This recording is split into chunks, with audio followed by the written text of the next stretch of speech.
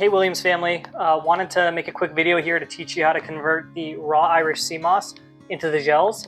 Irish sea moss is getting very popular everywhere. They fly off our shelves, and so showing you the process in which to convert them over to the gels might be a really useful tool for the folks who are maybe a little bit scared or intimidated to try this for the first time.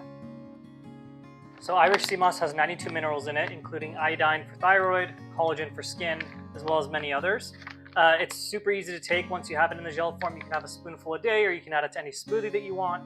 But overall, it's a really easy addition to your daily routine, which is why it's been such a popular option to get a lot of the minerals that folks wanted to get in through a very simple process.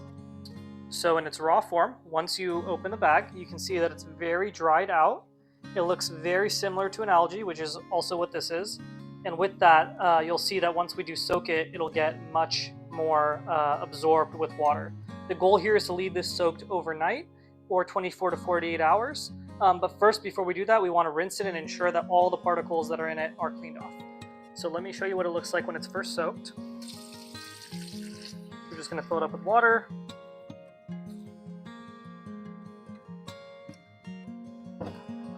And then once that's done, you can start seeing that the water gets very murky as you do this.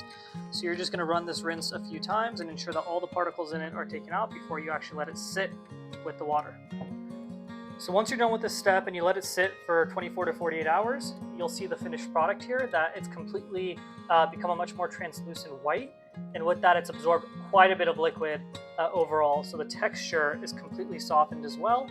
And as you can tell, this is now ready to be blended. So now I've added a little bit of filtered water with a portion of the Irish sea moss, and now I'm ready to blend this together. The most important thing to note at this step is that the consistency of the Irish sea moss is tied to how much water you have put into it. So my recommendation is to start with less water and then slowly add more water and continue to blend it if you want that consistency to be less thick. So you can now see the finished product here. If you want it to be a little bit less thick, you can always add a little bit more water, or if you want it to be more thick, just add a little bit more Irish sea moss. You can see I have quite a bit left here that I have to go through, so this is a fairly large supply for me.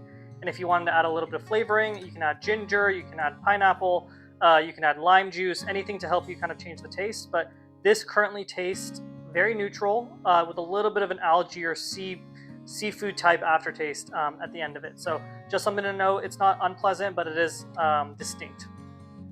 And there you have it. Irish sea moss can come in white, it can come in green, or it can come in purple. Purple and white are the most popular types that we sell, but if you have any questions or want to give us a call, feel free to do so, and we're happy to help.